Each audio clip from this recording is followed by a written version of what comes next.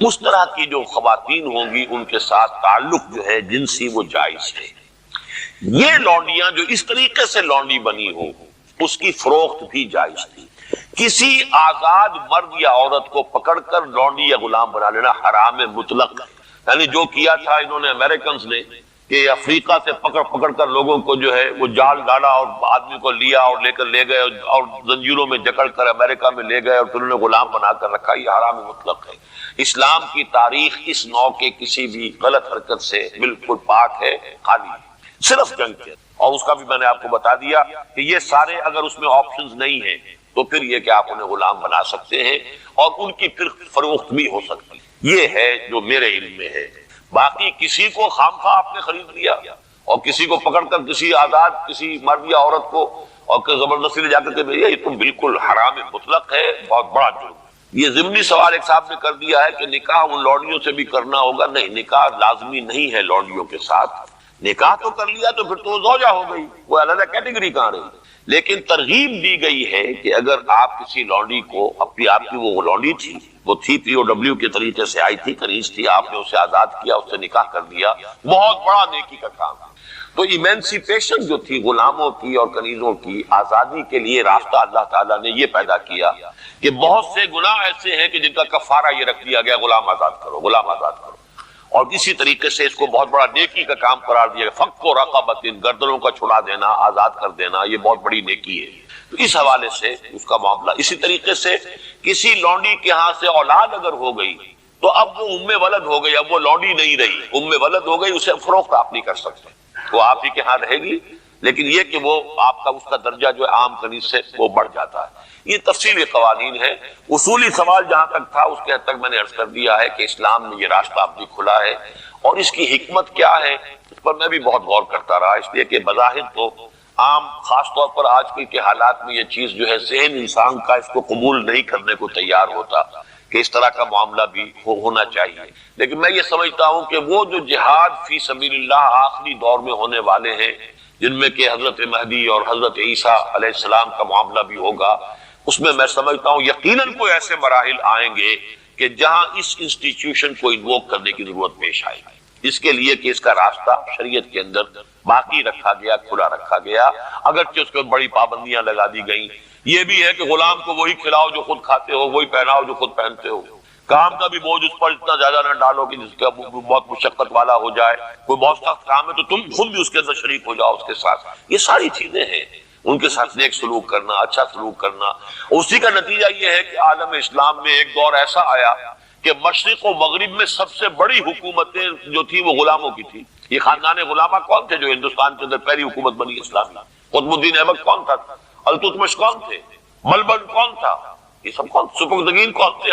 الکتگین کون تھے؟ یہ خود محمود غواری کون تھے؟ محمود غزنوی، یہ سب کے سب غلام تھے۔ اسی طریقے سے ممالک کی حکومت مصر میں، ہندوستان میں خاندان غلامہ اور ممالک مملوک کی جمع ہے، مملوک غلام کو کہتے ہیں۔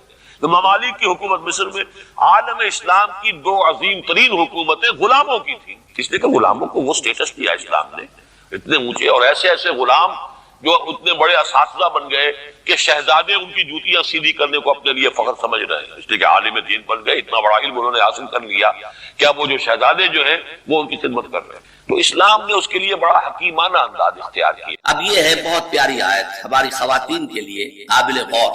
نیک بیویاں تو وہ ہیں جو تابع دار ہوں، اطاعت کیش ہوں، مردوں کا کہنا مانے، ان کی اطاعت کرو۔ حافظات للغیب، اور غیب میں ان کے لیے محافظ بنے، ان کے مال کا کی بھی حفاظت کرے۔ یہ نہیں خیانت کر کے شارٹ ہو گیا ہوا جو چاہو اس کے بال میں سے جس کو میں جو چاہوں دے دوں، نہیں، یہ اس کا مال جو ہے وہ اسی کا ہے، اس کی خیانت نہیں کرے گی، وہ امانت کے ساتھ حفاظت کرے گی، اور اس کے علاوہ اپنے نفس کی حفاظت کرے گی، اس لیے کہ وہ بھی اب شوہر کی امانت ہے۔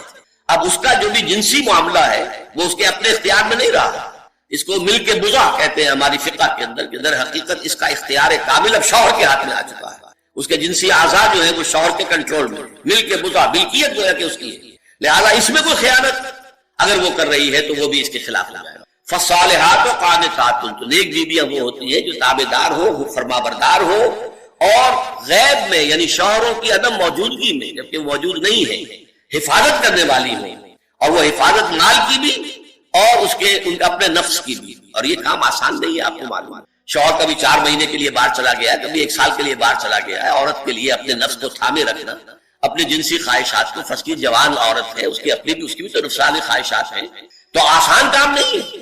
یہی وجہ ہے، آپ کے علم میں ہوگا کہ واقعہ بڑا عجیب پیش آیا تھا، اس کو بیان کرتے ہوئے شرم بھی آتی ہے. حضرت عمر رضی اللہ تعالیٰ عنہ اپنی رات کے گشت میں ایک مکان کے پاس سے گزر رہے تھے، تو انہوں نے سنا کہ ایک عورت جو ہے وہ بڑے درد بھرے الفاظ میں کچھ گا رہی ہے. اگر مجھے اللہ اور اس کے رسول کا فرق کا خوف نہ ہوتا تو تم دیکھتے کہ اس وقت میری چارپائی جو ہے چرچرا رہی ہو. تو اس پر حضرت عمر جو ہے وہ تنبہ ہوا کہ ہمارے لوگ جو ہیں جہاد پر جاتے ہیں، سال سال بھر تک واپس نہیں آتے، تو اس سے تو سوسائٹی کے اندر بہت زیادہ جو ہے ایک اندیشہ اور خطرہ پیدا ہو جائے گا. تو انہوں نے اب دیکھیے یہ بات بھی کہ دین میں کوئی شرم اور حیا اس معاملے میں نہیں ہے کہ اپنی بیٹی سے پوچھا، حضرت حفصہ سے. اب وہ بیٹی بھی ہے اور ام المومنین بھی ہے، حضور کی اہلیہ ہے تو ام المومنین ہے، لہذا حضرت عمر کے لیے بھی ماں کے درجے میں ہے، اگرچہ ہے حضرت عمر کی صاحبزادی. کہ تم مجھے بتاؤ حفصہ، ایک عورت زیادہ سے زیادہ کتنے عرصے تک صبر کر سکتی؟ اور کوئی قباحت محسوس نہیں کی حضرت حفصہ رضی اللہ تعالی عنہا نے. 4 مہینے. تو پھر انہوں نے یہ آرڈر نافذ کر دیا، کوئی مجاہد 4 مہینے سے زیادہ جو ہے وہ بحث پر نہ رہے، لازماً وہ آئے چھٹی لے کر اور وہ گھر پہنچے. آپ اس کی روشنی میں دیکھیے جو کچھ ہمارے ہاں ہو رہا ہے. امارات میں جو لوگ کام کرتے ہیں، سعودی عرب میں کام کرتے ہیں، باہر کے ممالک میں کام کرتے ہیں، جوان بیویوں کو یہاں چھوڑ جائے، پھر جو قصے ہوتے ہیں، جو سکینڈلز ہوتے ہیں، پھر جب وہ شوہر صاحب تشریف لاتے ہیں تو وہ دیور اور بیوی جو ہے مل کر اسے قتل کرتے ہیں، اس لیے کہ یہاں تو دنیا بدل چکی ہے، دیور کے اور بھابھی کے رشتہ کچھ اور ہی بن چکا ہے، لہذا وہ قتل بھی کرتے ہیں، مال بھی سارا لے لیتے ہیں. یہ ساری خبریں آپ اخبارات میں پڑھتے ہیں. تو یہ کیوں ہے؟ فطرت کے خلاف ایک طرز عمل آپ اختیار کر رہے ہیں. یا تو اپنی فیملیز کو ساتھ لے کر جائیے، یا یہ ہے کہ پھر یہ وقفہ کا جو ہے معاملہ زیادہ، میں سمجھتا ہوں اس حدیث کے بعد جو حضرت عمر کا فیصلہ تھا 4 مہینے کا، اس سے زائد جو ہے باہر سٹے کرنا، اپنے گھر نہ آنا، ایک اعتبار سے گناہ کے درجے کی بات ہو جائے گی. علیکم بسنتی و سنت الخلفاء الراشدین المہدیین، تمہارے ذمے ہے میری سنت بھی اور خلفاء راشدین جو ہے میری سنت. اب یہ ہے بہت پیاری آیت ہماری خواتین کے لیے قابل غور. نیک بیویاں تو وہ ہیں جو تابع دار ہوں، اطاعت کیش ہوں، مردوں کا کہنا مانے، ان کی اطاعت کریں.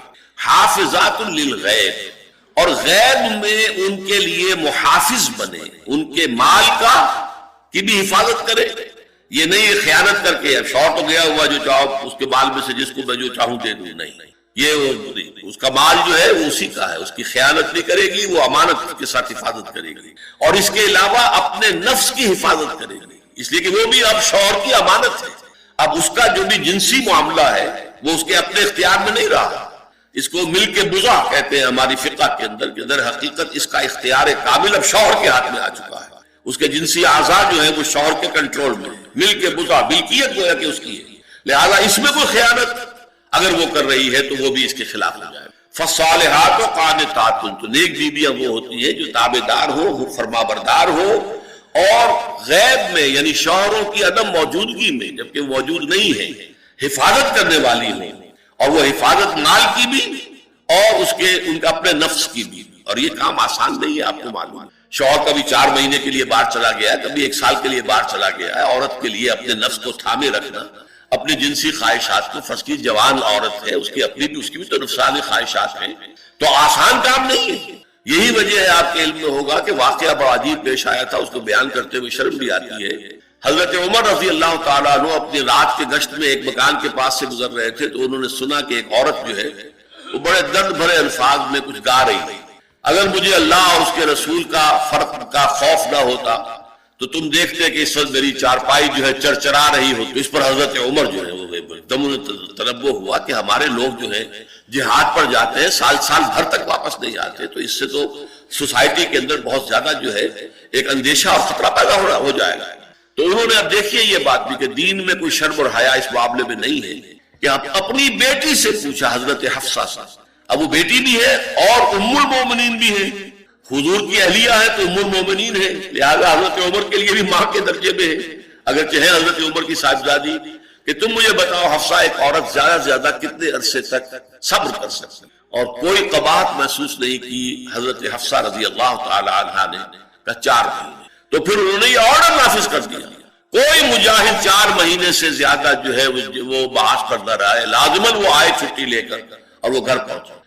آپ اس کی روشنی میں دیکھیے جو کچھ ہمارے ہاں ہو رہا ہے، امارات میں جو لوگ کام کرتے ہیں، سعودی عرب میں کام کرتے ہیں، باہر کے ممالک میں کام کرتے ہیں، جوان بیویوں کو یہاں چھوڑ جائے، پھر جو قصے ہوتے ہیں، جو سکینڈلز ہوتے ہیں، پھر جب وہ شوہر صاحب تشریف لاتے ہیں تو وہ دیور اور بیوی جو ہے مل کر اسے قتل کرتے ہیں، اس لیے کہ یہاں تو دنیا بدل چکی ہے، دیور کی اور بھابھی کے رشتہ کچھ اور ہی بن چکا ہے، لہذا وہ قتل بھی کرتے ہیں، مال بھی سارا لے لیتے ہیں۔ یہ ساری خبریں آپ اخبارات میں پڑھتے ہیں، تو یہ کیوں ہے؟ فطرت کے خلاف ایک طرز عمل آپ اختیار کر رہے ہیں، یا تو اپنی فیملیز کو ساتھ لے کر جائیں گے، یا یہ ہے کہ پھر یہ وقفہ کا جو ہے معاملہ زیادہ، میں سمجھتا ہوں اس حدیث کے بعد جو حضرت عمر کا فیصلہ تھا 4 مہینے کا، اس سے زائد جو ہے باہر سٹے کرنا، اپنے گھر نہ آنا، ایک اعتبار سے گناہ کے درجے کی بات ہو جائے گی۔ علیکم بسنتی و سنت الخلفاء الراشدین المہدیین، تمہارے ذمے ہے میری سنت بھی اور خلفاء راشدین جو ہے میری سنت۔ نمبر 3 جو ہدف ہے بہت بڑا، جنسی انضباط، سیکس ڈسپلن، زنا کی روک تھام، لا تقربوا الزنا انہ کان فاحشۃ وساء سبیلا، زنا کے قریب تک نہ پھٹکو، یہ نہیں کہا کہ لا تزنوا، نہیں، قریب تک نہ پھٹکو۔ جیسے کہ یہ فیصلہ آباد کا ہمارا گول چکر ہے اور 8 بازار آ رہے ہیں، اب کوئی سرکاری پروگرام یہ ہے کہ اس گول چکر تک، چوک تک کوئی بھی جلوس نہ پہنچے، تو 8 بازاروں کو بند کرو گے نا، لہذا دور دور تک اللہ تعالیٰ نے وہ حدیں لگا دی ہیں کہ زنا کی ترغیب نہ ہو، زنا کے راستے جو ہے وہ مسدود ہو جائے۔ اور زنا کے بارے میں اب دیکھیے، یہ اس دور کی انٹلیکچوئل خیانت، ڈس آنیسٹی کا سب سے بڑا معاملہ۔ جدید نفسیات کا بابا آدم مانا جاتا ہے فرائڈ، اور فرائڈ کے نزدیک انسان کے محرکات عمل میں سب سے زیادہ طاقتور، سب سے زیادہ پوٹنٹ سیکس ہے۔ مارکس نے قرار دیا پیٹ کو معاشی ضرورت، فرائڈ نے کہا نہیں، سیکس ہے اصل سے، اصل محرک انسان میں۔ یہاں تک کہتا ہے ایڈیپس کمپلیکس، باپ اگر محبت بھری نگاہ سے بیٹی کو دیکھ رہا ہے تو یہ بھی سیکس ہے، اور ماں اگر بیٹے سے محبت کر رہی ہے تو یہ بھی سیکس ہے۔ انا للہ و انا الیہ۔ ان کمبختوں کا اصل یہ معاملہ ہے کہ ایک شے پر نگاہ جم گئی تو سب کچھ اسی کے گرد گھما دیا، ورنہ بات غلط نہیں ہے۔ Sexual motive one of the most important motives, no doubt about. اگر یہ نہ ہو، اگر عورت میں مرد کے لیے اٹریکشن نہ ہو، اگر عورت کو مرد کی احتیاج نہ ہو تو تمدن ختم ہو جائے۔ کون شادی کا کھکیڑ مول لے گا؟ ایک پیٹ پالنا اور ہے، خاندان کی ذمہ داری اور ہو جائے گی۔ اس قدر زبردست جو ہے یہ موٹیویشن کے اندر جذبہ ہے اور اٹریکشن ہے شدید۔ اس اعتبار سے یوں سمجھیے، جتنا زوردار گھوڑا ہو اتنی ہی زوردار لگام چاہیے اگر ڈسپلن میں رکھنا چاہتے ہیں۔ لہذا اس سیکس کو ڈسپلن میں لانے کے لیے کہ قانونی تعلق ہو ایک مرد اور عورت کے درمیان، ازدواج ہو، شادی ہو جائے، یا دوسرا راستہ وہ بھی تھا جو آج کل نہیں رہا، باندھی ہو کسی کی، مل کے یمین ہو، ان کے اندر سیکسول انٹرکورس جو ہے وہ ہو اور اس سے باہر نگاہ بھی نہ جائے۔ اس زنا کے بارے میں حضور نے جو، اچھا ایک تو میں آپ کو بتاؤں کہ قرآن اور حضور دونوں کس قدر حقیقت پسند ہے۔ سورہ آل عمران میں فرمایا زُيِّنَ لِلنَّاسِ حُبُّ الشَّهَوَاتِ مِنَ النِّسَاءِ وَالْبَنِينَ وَالْقَنَاطِيرِ الْمُقَنطَرَةِ مِنَ الذَّهَبِ وَالْفِضَّةِ وَالْخَيْلِ الْمُسَوَّمَةِ وَالْأَنْعَامِ وَالْحَرْثِ۔ انسان کے اندر محبت پلا دی گئی ہے، مزین کر دی گئی ہے، کن کن چیزوں کی؟ سب سے پہلے سب سے امپورٹنٹ موٹیو عورت، پھر بیٹے، پھر ڈھیروں مال، سونا چاندی، اعلیٰ گھوڑے، نشان زدہ اور مال مویشی اور کھیتی، لیکن سب سے پہلے زُيِّنَ لِلنَّاسِ حُبُّ الشَّهَوَاتِ مِنَ النِّسَاءِ وَالْبَنِينَ وَالْقَنَاطِيرِ الْمُقَنطَرَةِ مِنَ الذَّهَبِ وَالْفِضَّةِ وَالْخَيْلِ الْمُسَوَّمَةِ وَالْأَنْعَامِ وَالْحَرْثِ۔ اسی طرح دیکھیے حضور صلی اللہ علیہ وسلم فرماتے ہیں، یہ مسند احمد میں بھی حدیث ہے اور حاکم اور بیہقی نے بھی، عن انس ابن مالک رضی اللہ تعالی عنہ قال قال رسول اللہ صلی اللہ علیہ وسلم حبب الی النساء والطیب وجعلت قرۃ عینی فی الصلاۃ۔ اس تمہاری دنیا میں سے مجھے 3 چیزیں محبوب کر دی گئی۔ حبب الی، نمبر 1 نساء۔ کوئی جھجک نہیں ہے آپ کو بیان کرنے؟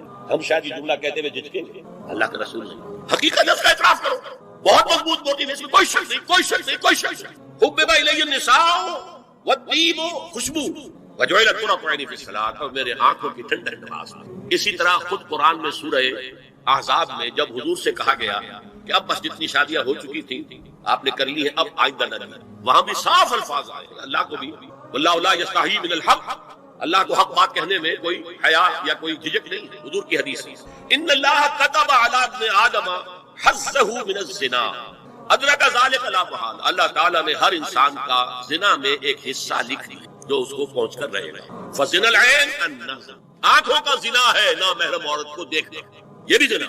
اگر زنا کو روکنا ہے تو یہاں پر بھی قتل لگے گی۔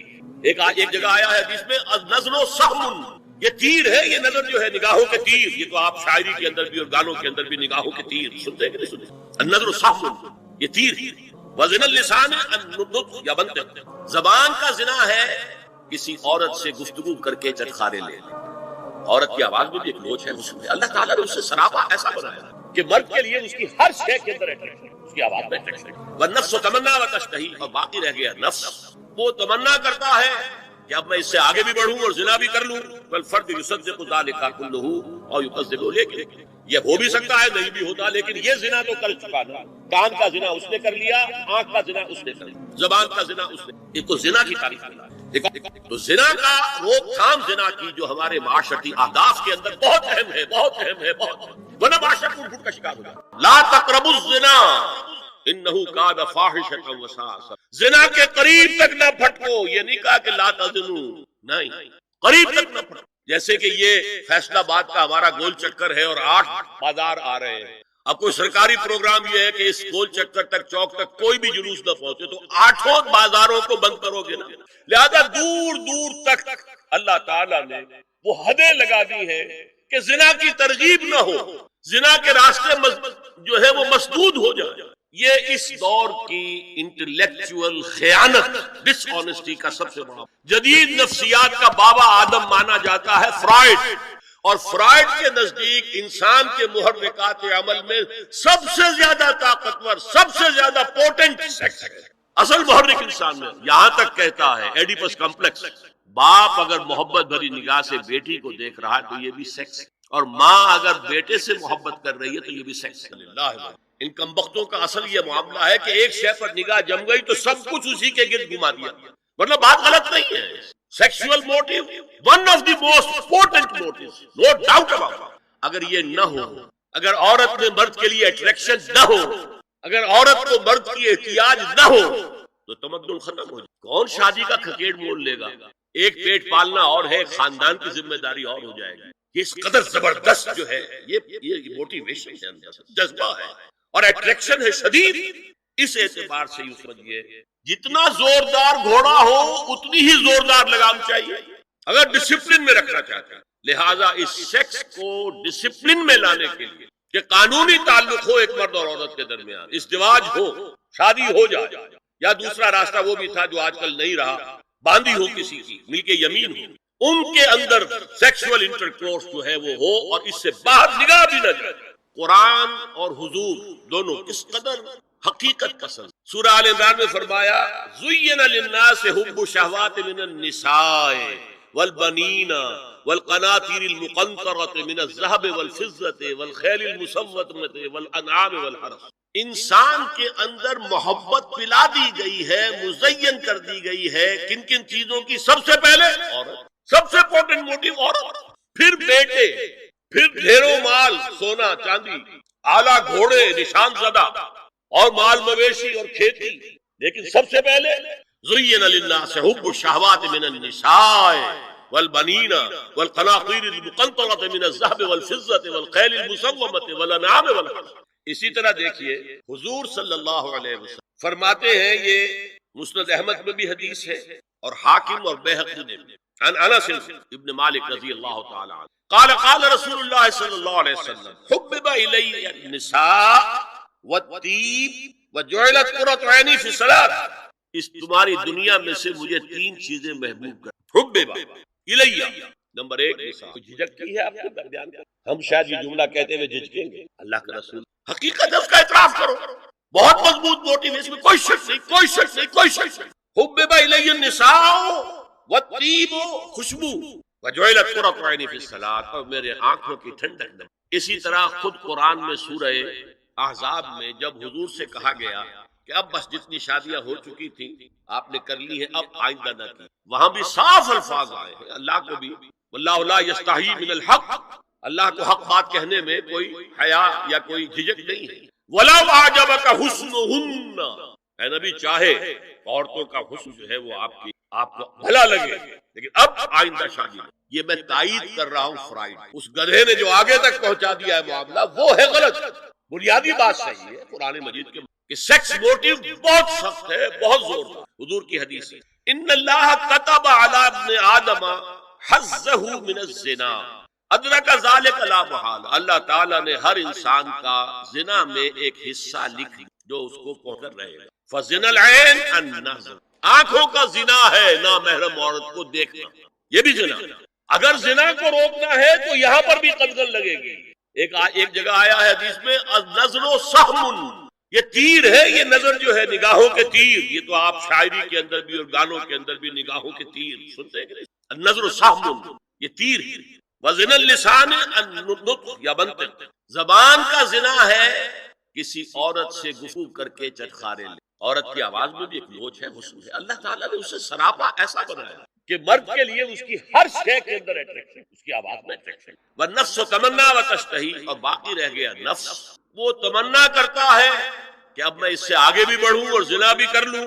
والفرد یصدق ذلک او یکذب، لیکن یہ ہو بھی سکتا ہے نہیں بھی ہوتا، لیکن یہ زنا تو کر چکا نا، کان کا زنا اس نے کر لیا، آنکھ کا زنا اس نے کر لیا، زبان کا زنا اس نے۔ تو زنا کا روک تھام زنا کی جو ہمارے معاشرتی اہداف کے اندر بہت اہم ہے، بہت اہم ہے، بہت، ورنہ معاشرہ ٹوٹ پھوٹ کا شکار ہوگا۔ میاں بیوی میں اعتماد نہیں ہے، بے اعتمادی کی فضا میں اولاد جو پلے گی اس کی منفی نفسیات ہوگی، کبھی مثبت نفسیات نہیں۔ اب زنا جو ہے اس کے لیے حضور نے جو کچھ فرمایا وہ سن لی۔ ادرک ذالک لا محال، اللہ تعالیٰ نے ہر انسان کا زنا میں ایک حصہ لکھ دی جو اس کو پہنچ کر رہے گا۔ آنکھوں کا زنا ہے نامحرم عورت کو دیکھنے، یہ بھی زنا۔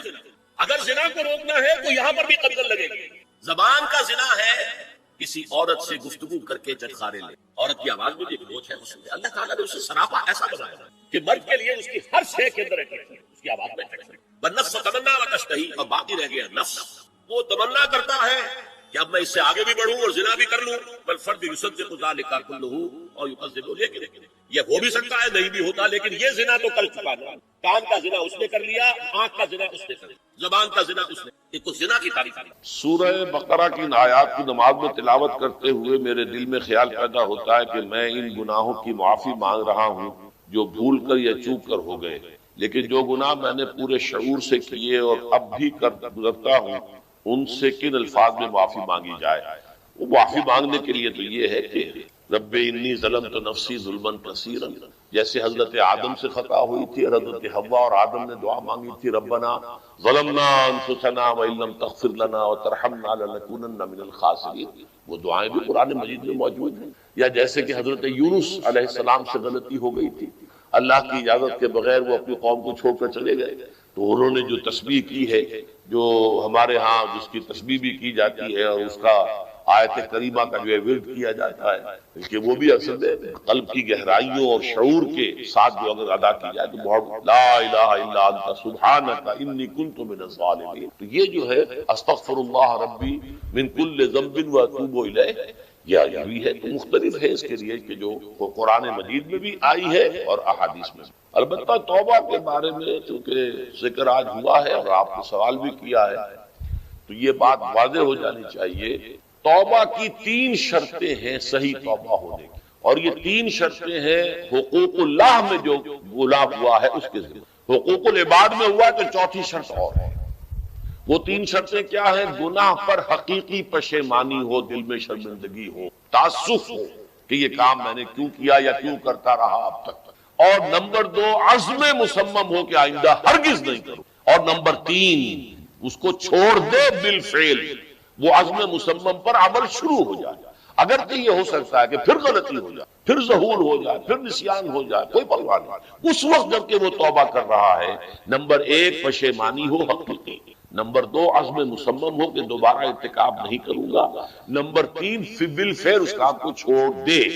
3 کام اگر ہوں گے تب جا کر حقوق اللہ کے ضمن میں وہ توبہ صحیح ہو۔ فَإِنَّهُ يَتُوبُ إِلَى اللَّهِ مَتَابًا، توبہ جیسے کی جاتی ہے اس کی تقاضا، اگر تلافی کر سکے تلافی کیجئے، کسی کا مال ہڑپ کر لیا تھا واپس کر دیجئے، اس کے بغیر معافی نہیں ہو۔ اگر وہ فوت ہو چکا ہے، واپسی ممکن بھی نہیں ہے، تو ٹھیک ہے، اللہ تعالیٰ کے ہاں جو ہے وہ اس کا آپ کی نیکیاں اس کے حوالے کر دی جائیں گی۔ یا یہ کہ اگر زندہ ہے آپ نہیں بھی دے سکتے اس کا مال، یا آپ جا کے کہ بھائی میں نے آپ پر تہمت لگائی تھی، میں آج معافی چاہتا ہوں، خدا کے لیے مجھے معاف کر۔ اور یہاں تک آتا ہے بعض صحابہ کا طرز عمل کہ ایک صاحب اپنے اسی طریقے سے ساتھی سے معافی مانگ رہے تھے، انہوں نے کوئی سرسری طور پہ کہہ دیا اچھا جی ٹھیک ہے میں نے معاف کیا، لیکن انہوں نے محسوس کیا کہ یہ دل سے معاف نہیں کر، وہ زمین پر لیٹ گئے اور اپنا گال ایک جو ہے زمین پر ٹکا کر دوسرے کا، اس پر اپنا پاؤں میرے دوسرے گال پر رکھو تو مجھے یقین ہوگا کہ تم نے واقعی مجھے معاف کیا ہے.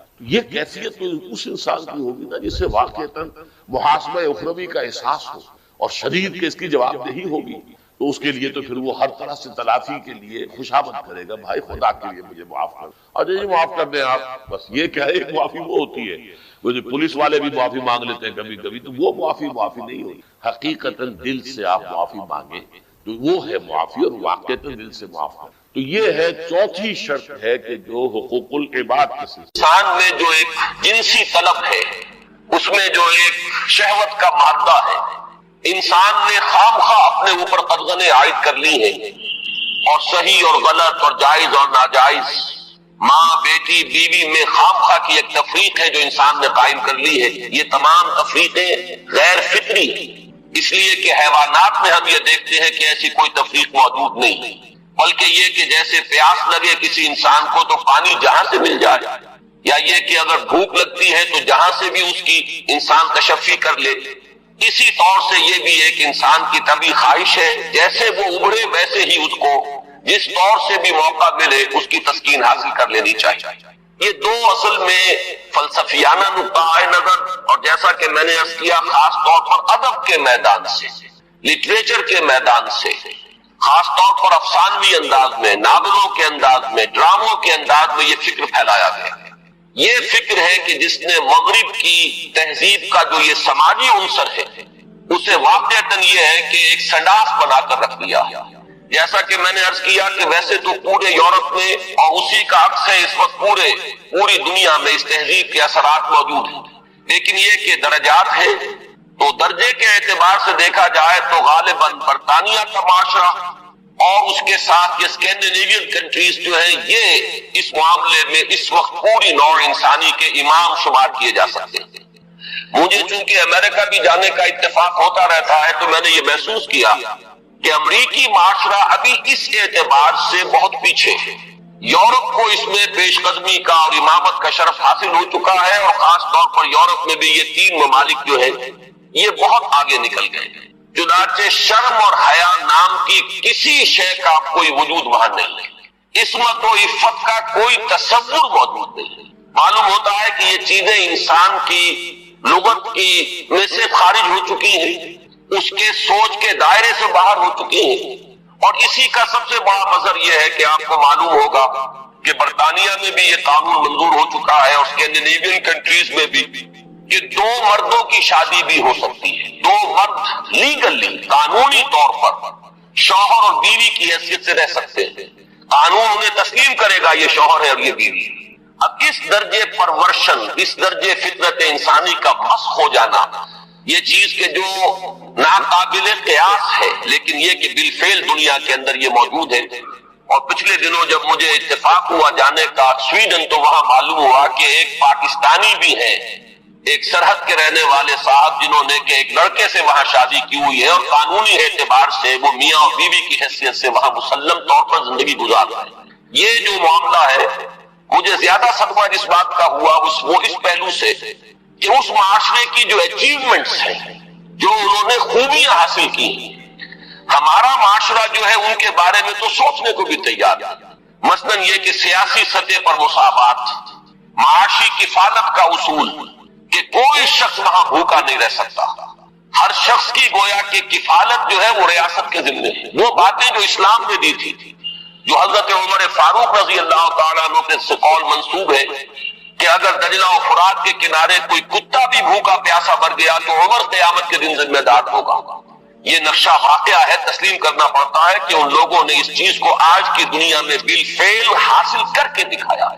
سماجی مساوات کا یہ عالم کہ اگر کوئی فائنانس منسٹر اسے بھی اگر اپنا چیک کیش کرانا ہے تو وہ بھی بینک میں اسی طرح لائن میں لگتا ہے جیسے کوئی عام شہری لگتا ہے. یہ سماجی مساوات کہ غریب سے غریب آدمی بھی وہاں پر جو بھی ہے، چاہے وہ ویلفیئر پر زندگی گزار رہا ہو، وہ خود معذور ہو چکا ہو اور صرف اسے حکومت کی طرف سے جو ہے سہولتیں حاصل ہو، لیکن اس کا بچہ بھی اگر بیمار ہوگا تو اسے وہی علاج میسر آئے گا جو وہاں کسی کروڑ پتی کے بچے کو علاج میسر آئے گا، اور اس کے بچے کو بھی وہی تعلیم ملے گی جو کسی منسٹر کے بچے کو تعلیم حاصل ہو سکتی. یہ چیزیں جو ان کے ہاں اچھی ہیں فی الواقع، جو اصلاً تو ہماری تھی، لیکن یہ ہے کہ اس وقت اگر ہمیں وہاں پر یہ چیزیں نظر آتی ہیں تو مجھے تو وہی احساس ہوا تھا کہ کتابیں اپنے آبا کی یہ موتی علم و حکمت کے جو دیکھیں ان کو یورپ میں تو دل ہوتا ہے سی پارا، چیزیں ہماری تھی لیکن یہ انہوں نے کر کے دکھایا. بدقسمتی ہماری یہ ہے کہ ان چیزوں کے بارے میں تو ابھی ہمارے ہاں کوئی سوچ نہیں، ادھر پیش قدمی کا کوئی امکان نہیں. ہم سینکڑوں کوس دور ہیں اس سے کہ اس قسم کے کوئی ہم معاشرتی ارتقاء جو ہے اس کے بارے میں سوچ بھی سکتے. لیکن جو ان کی گندگی ہے جس نے کہ ان کو تباہ کر کے رکھ دیا، خاندانی نظام ٹوٹ پھوٹ کر رہ گیا. جیسا کہ میں نے عرض کیا کہ شرم اور حیا جو ہے وہ ان کی لغت سے خارج ہو چکے ہیں، عصمت و عفت کے الفاظ بے معنی ہو چکے ہیں. یہ وہ گندگیاں ہیں کہ جن کو اپنے اس معاشرے کے اندر لانے کے لیے ہمارے ہاں ایک طبقہ ہے کہ جو پورے طور پر فعال ہے، اگرچہ عددی اعتبار سے اس کی کوئی حیثیت نہیں، وہ ایک بہت ہی حقیر اقلیت ہے، لیکن معنوی حیثیت ہے. اخبارات میں ان کے مضامین چھپتے ہیں، وہ دانشور شمار ہوتے ہیں، سرکاری حلقے جو ہے وہ ان کو سپورٹ کرتے ہیں، ذرائع ابلاغ جو ہے ان تک ان کی رسائی ہے.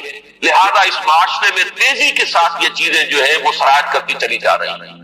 بہرحال اس تمہید کے بعد اصلاً مجھے جس موضوع پر گفتگو کرنی ہے میں اس کی طرف آ رہا ہوں. میں جہاں تک پردہ اور زنا کے استیصال کے لیے جو دوسری تدابیر اسلام نے اختیار کی ہے، جہاں تک اس کا تعلق ہے اس پر انشاءاللہ علیحدہ کسی موقع پر تقریر کروں گا. آج کے لیے میں نے طے کیا ہے کہ صرف اس مسئلے کو اچھی طرح ہم تھریش کریں، دیکھیں کہ واقعتاً نظریہ مساوات مرد و زن اس میں کوئی حصہ درست ہے یا نہیں ہے تو کون سا ہے. ہمارے سامنے کسوٹی اور معیار جو ہے وہ اللہ کی کتاب ہے، اس کے رسول صلی اللہ علیہ وسلم کی سنت ہے. ہمیں ان دونوں چیزوں کے حوالے سے دیکھنا ہے کہ اس نظریے میں صداقت کا ایلیمنٹ کتنا ہے اور دھوکہ اور فریب کا حصہ کتنا ہے. میں سب سے پہلے تو یہ عرض کروں گا کہ اسلام بھی دو سطحوں پر عورتوں اور مردوں کے درمیان کامل مساوات کا قائل ہے، لیکن ایک تیسری سطح وہ ہے کہ جس پر وہ ایک فرق کرتا ہے، درجہ بندی کرتا ہے. ان دونوں کو علیحدہ علیحدہ سمجھ لینا چاہیے. پہلی سطح جس پر کہ اسلام عورت اور مرد کے درمیان کامل مساوات کا قائل ہے وہ شرف انسانیت ہے. مرد بھی انسان ہے، عورت بھی انسان ہے. جو شرف انسانیت ہے اس میں مرد اور عورت برابر کے شریک ہیں. اگر کسی کے ذہن میں یہ تصور ہے کہ عورت کا وجود ایک گھٹیا وجود ہے، عورت ایک کمتر وجود کی حامل ہے، تو یہ خالص غیر قرآنی اور غیر اسلامی نقطہ نظر ہے. بدقسمتی سے بعض دوسرے معاشروں کے اثرات ہمارے ذہنوں میں بھی آ گئے ہیں. خود عیسائی معاشرے کا بنیادی تصور یہ تھا کہ عورت ہے ہی گناہ کی گٹھڑی، مجسم برائی. یہ ایو سے ایول کا لفظ بنا ہے.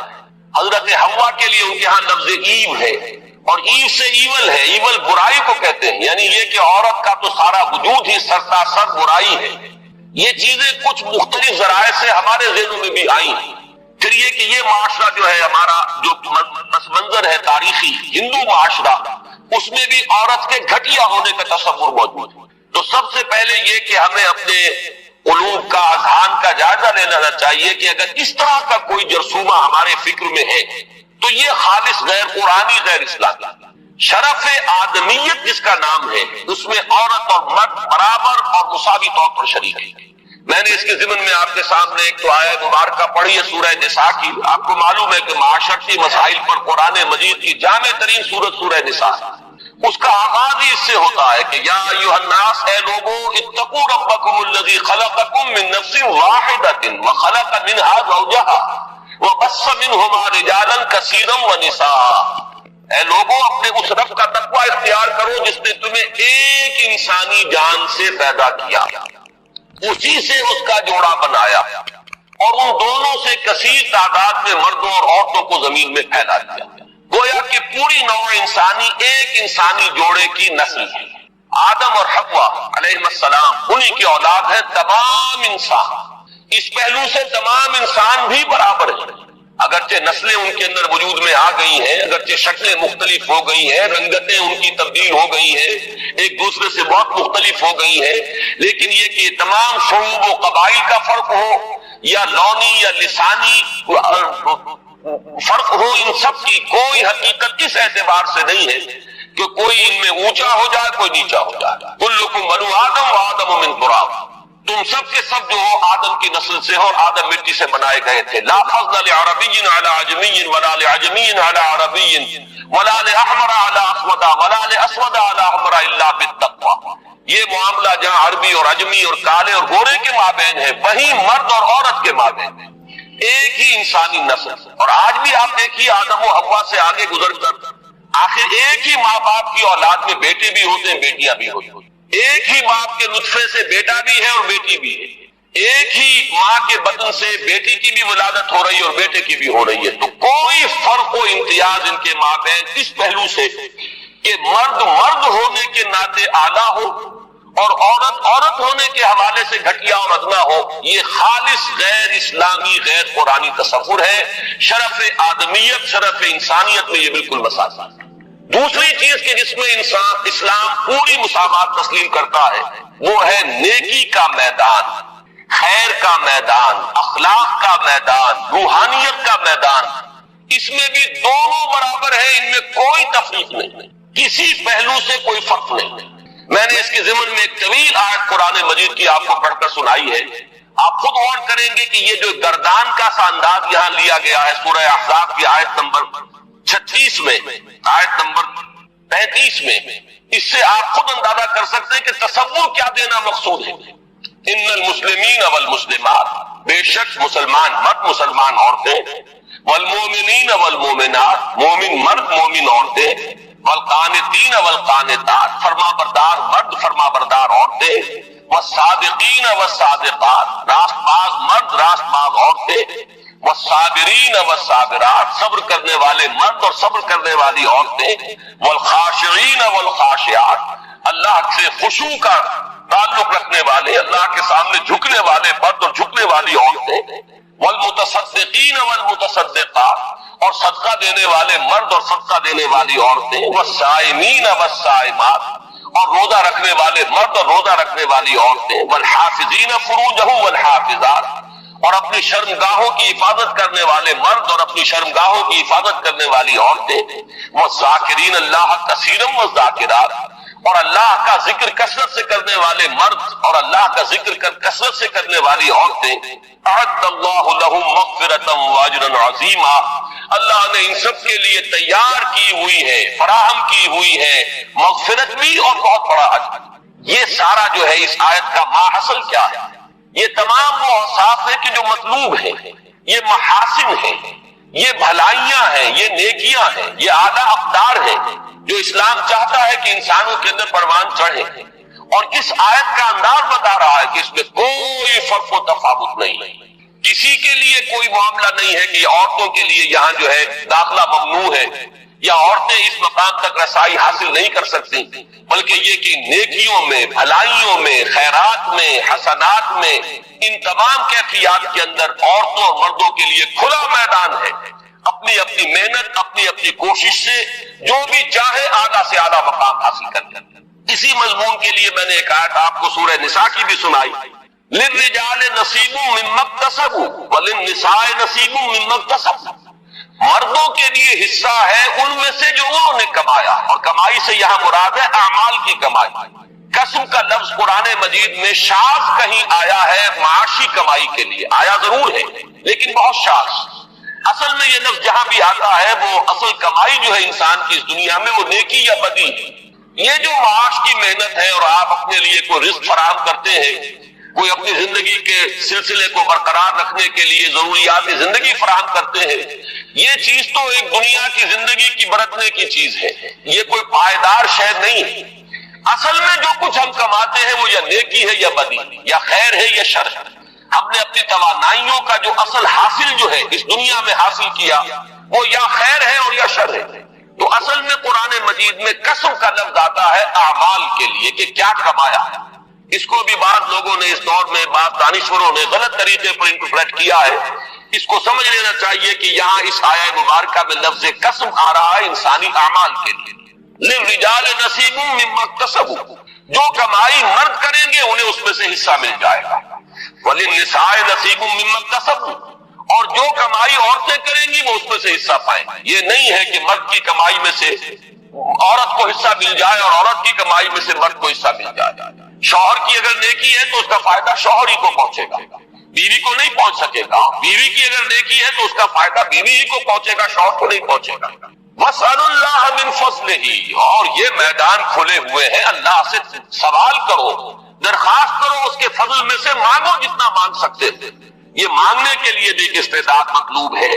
انسان اللہ تعالیٰ کے ساتھ اپنا قبلہ درست کرے گا، اللہ کی طرف، اللہ کے ساتھ اپنے اندر اخلاص پیدا کرے گا، تبھی مانگنے کی بھی اس کے اندر صلاحیت پیدا ہوگی، تبھی وہ واقعی اطمینان قلب کے ساتھ اللہ کے سامنے دست سوال دراز کر سکے گا۔ ان اللہ کان بکل شیء علیما، یقیناً اللہ تعالیٰ ہر چیز کا علم رکھتا ہے، وہ ہر ایک کو اس کی استعداد کے مطابق، اس کی محنت کے مطابق، اس کی کوشش کے مطابق عطا فرماتا ہے۔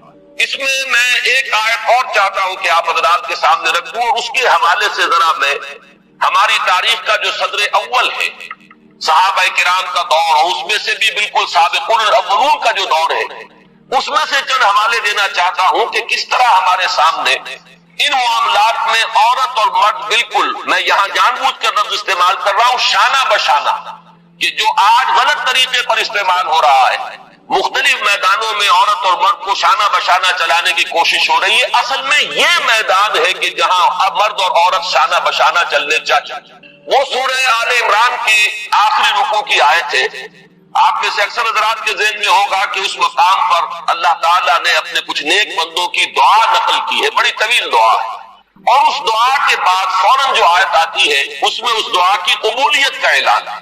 فَاسْتَجَابَ لَهُمْ رَبُّهُمْ أَنِّي لَا أُضِيعُ عَمَلَ عَامِلٍ مِّنكُم مِّن ذَكَرٍ أَوْ أُنثَىٰ بَعْضُكُم مِّن بَعْضٍ، تو اللہ نے ان کی دعا قبول فرمائی اور یہ ارشاد فرمایا کہ میں تو تم میں سے کسی بھی عمل کرنے والے کے کسی بھی عمل کو ضائع کرنے والا نہیں ہوں، خواہ وہ مرد ہو خواہ عورت، بعضکم من بعض، تم سب ایک دوسرے ہی سے ہو، ایک ہی باپ کی اولاد میں بیٹے اور بیٹیاں، اور ایک ہی ماں کے بطن سے بیٹے اور بیٹیاں۔ معلوم ہوا کہ تمہیں اگرچہ ہم نے مذکر اور مؤنث بنایا ہے، مرد اور عورت کی شکل دی ہے، لیکن یہ کہ تم ہو ایک ہی انسان، انسانیت کی جو نسل ہے اسی سے تعلق رکھنے والے۔ فالذین ہاجروا، اب یہاں اللہ تعالیٰ نے کچھ چوٹی کے اعمال کا ذکر کیا۔ ایک اعمال تو وہ تھے جو سورہ احقاف کی آیت میں ہمارے سامنے آ چکے، یہ زیادہ تر انفرادی نوعیت کے ہیں، انسان کی نیکی ہے، راست بازی ہے، اللہ کا ذکر ہے، اپنی عصمت و عفت کی حفاظت ہے، صدقہ ہے، خیرات ہے، اور نماز پڑھنا ہے، یہ تمام چیزیں جو ہے یہ انسان کی انفرادی نیکی کے اوصاف ہیں۔ لیکن یہاں جن چیزوں کا ذکر ہے وہ ہے در حقیقت اللہ کی راہ میں سرفروشی، جانفشانی، اللہ کی راہ میں تکلیفیں اٹھانا۔ فالذین ہاجروا واخرجوا من دیارہم واوذوا فی سبیلی وقاتلوا وقتلوا، تو جن لوگوں نے اللہ کی راہ میں ہجرت کی، جو اپنے گھروں سے نکال دیے گئے، جنہیں میری راہ میں ایذائیں پہنچائی گئیں، جنہوں نے اللہ کی راہ میں جنگ کی اور جو قتل ہوئے، فرمایا کہ جن لوگوں کے اعمال اتنے بلند ہیں، جنہوں نے یہ کچھ بلندیاں حاصل کی ہیں اپنے اعمال میں، لَأُكَفِّرَنَّ عَنْهُمْ سَيِّئَاتِهِمْ، ان کے بارے میں تو کسی شک و شبے کی گنجائش ہی نہیں ہے، یعنی میں تو کسی کے چھوٹے سے چھوٹے عمل کو ضائع کرنے والا نہیں، ہاں وہ مرد ہو یا عورت، تم سب ایک دوسرے ہی میں سے ہو۔ باقی جن کے اعمال اتنے بلند ہو، اتنے اونچے ہو، جنہوں نے یہ کچھ سرفروشی اور جانفشانی کی ہو ہمارے دین کی راہ میں، میں لازماً دور کر دوں گا ان سے ان کی برائیوں کو، اور میں لازماً داخل کروں گا انہیں ان باغات میں جن کے نیچے ندیاں بہتی ہوں گی، اور یہ اللہ کی طرف سے بدلہ ہوگا، اور اللہ ہی کے پاس ہے بہت بڑا بدلہ۔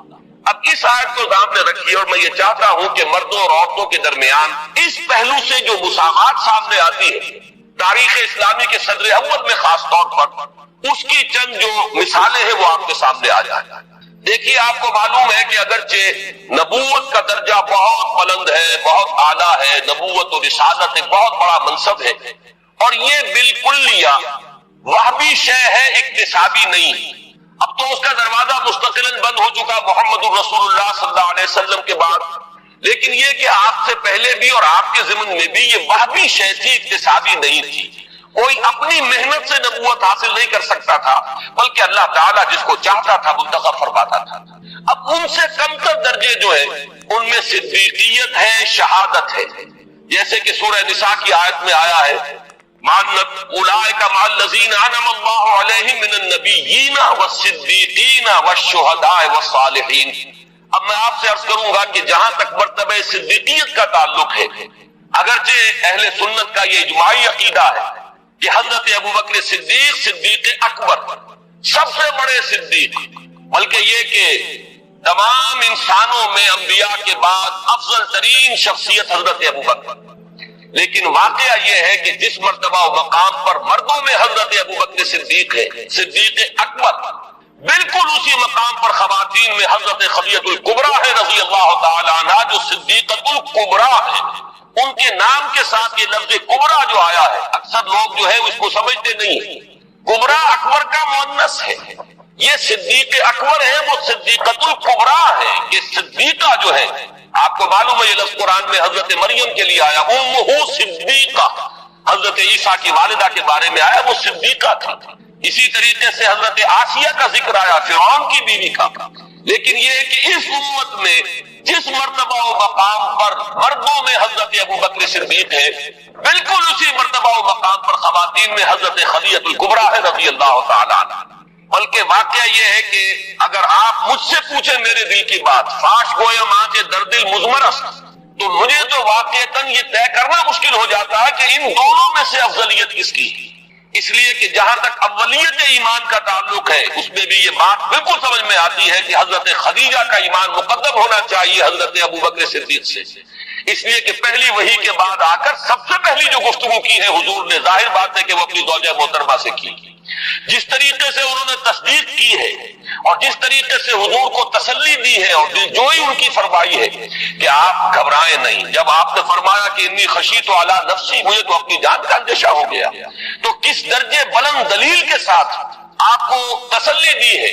اللہ آپ کو ضائع نہیں کرے گا، آپ تو غریبوں کی سرپرستی فرمانے والے، بیواؤں کی مدد کرنے والے، اللہ تعالیٰ آپ کو ضائع نہیں کرے گا۔ پھر یہ کہ حضرت صدیق اکبر کے فضائل کا سب سے بڑا باب جو شمار ہوتا ہے وہ یہ ہے کہ انہوں نے حضور صلی اللہ علیہ وسلم کے مشن پر اپنی پوری دولت لگا دی۔ دو مواقع ایسے آئے ان کی زندگی میں، ایک مکی دور میں، ایک مدنی دور میں۔ مکی دور میں جبکہ ہجرت کے لیے تشریف لے جا رہے ہیں تو ایک پیسہ بھی گھر والوں کے لیے نہیں چھوڑا ہے۔ اول تو یہ کہ وہ ساری دولت ان کی سکڑ چکی تھی، اس وقت تک صرف ہو چکی تھی، کتنے ہی غلام اور کتنی ہی کنیزیں انہوں نے خریدی اپنے پیسے سے، انہوں نے آزاد کیا جو ایمان لے آئے تھے اور جنہیں ستایا جا رہا تھا۔ پھر یہ کہ کاروبار میں سے تو سارا وقت اب نکل چکا تھا دعوت اور تبلیغ دین کے لیے، جو کچھ رہ گیا تھا وہ بھی لے کر حضور کے ساتھ صلی اللہ علیہ وسلم وہ تشریف لے گئے۔ پھر یہ کہ آپ کو معلوم ہے غزوہ تبوک کے موقع پر ہوا ہے کہ جو کچھ گھر میں تھا جھاڑو پھیر کر لا کر حضور کی خدمت میں پیش کر دیا۔ لیکن آپ غور کیجئے کہ بعین ہی یہی مقام حضرت خدیجہ الکبریٰ کا ہے رضی اللہ تعالی عنہا، وہ متمول ترین خاتون جن سے نکاح کے بڑے بڑے سرداران قریش جو ہے وہ متمنی تھے، انہوں نے اپنی پوری دولت جس طرح قدموں میں ڈالی ہے محمد رسول اللہ صلی اللہ علیہ وسلم کی، اور جس طرح ان کے ڈسپوزل پر رکھتی ہے کہ جس طرح چاہے صرف کرے، تو اس معاملے میں بھی واقعہ یہ ہے کہ یہ کہنا مشکل ہے کہ کس کا درجہ جو ہے وہ افضل ہے، کون اعلیٰ ہے، کون اس میں پیش قدمی لے گیا ہے۔ بس جیسے ایمان کے بارے میں ہم نے عافیت تلاش کی ہے کہ ہم اس طریقے سے کہہ کر اور اس میں آگے فیصلہ کرنے سے اپنے آپ کو بچا لیتے ہیں کہ عورتوں میں سب سے پہلے ایمان لانے والی حضرت خدیجہ، اور آزاد مردوں میں سب سے پہلے ایمان لانے والے حضرت ابوبکر، اور بچوں میں سب سے پہلے ایمان لانے والے حضرت علی، اور غلاموں کے طبقے میں سب سے پہلے ایمان لانے والے حضرت زید بن حارثہ۔ اسی طریقے سے یوں سمجھیے کہ ان دونوں میں اگر کوئی افضلیت کا فیصلہ ہم نہ کرنا چاہیں تو کہہ سکتے ہیں کہ مردوں میں صدیق اکبر حضرت ابوبکر ہے رضی اللہ تعالی عنہ، اور خواتین میں صدیقۃ الکبریٰ حضرت خدیجہ ہے رضی اللہ تعالی عنہ۔ اس سے آگے چلیے ہجرت کا معاملہ ہے۔ اب آپ دیکھیے کہ حضرت عثمان ہجرت فرما رہے ہیں حبشہ کی طرف، ان کی زوجہ محترمہ حضرت رقیہ ان کے ساتھ، اور حضور نے فرمایا کہ یہ پہلا جوڑا ہے کہ جو اللہ کی راہ میں ہجرت کر رہا ہے، حضرت لوط اور ان کی اہلیہ کے بعد۔ وہ بھی جب اللہ کی راہ میں ہجرت کے لیے نکلے تھے تو اپنی وہ ایک انسانی جوڑا نکلا تھا، اور آج یہ عثمان اور ان کی اہلیہ حضور کے لخت جگر حضرت رقیہ، یہ دونوں میاں بیوی بھی اللہ کی راہ میں ہجرت کر رہے ہیں۔ پھر اسی موقع پر ہمیں معلوم ہوتا ہے کہ حضرت ام حبیبہ رضی اللہ تعالیٰ عنہ انہوں نے بھی ہجرت کی، ان کا شوہر بھی مسلمان تھا، دونوں نے ہجرت کی، لیکن یہ کہ شوہر پر ایسی افتاد پڑی ہے حبشہ میں جانے کے بعد کہ وہ مرتد ہو گیا، عیسائی ہو گیا، شراب کا بہت زیادہ عادی تھا اور اسی کی وجہ سے اپنی عقل اور ہوش و خرد کو کھو گیا، اور چونکہ پھر حضرت ام حبیبہ وہاں بغیر شوہر کے رہ گئی، یہی وجہ ہے کہ حضور نے پھر پیغام بھجوایا ہے ان کی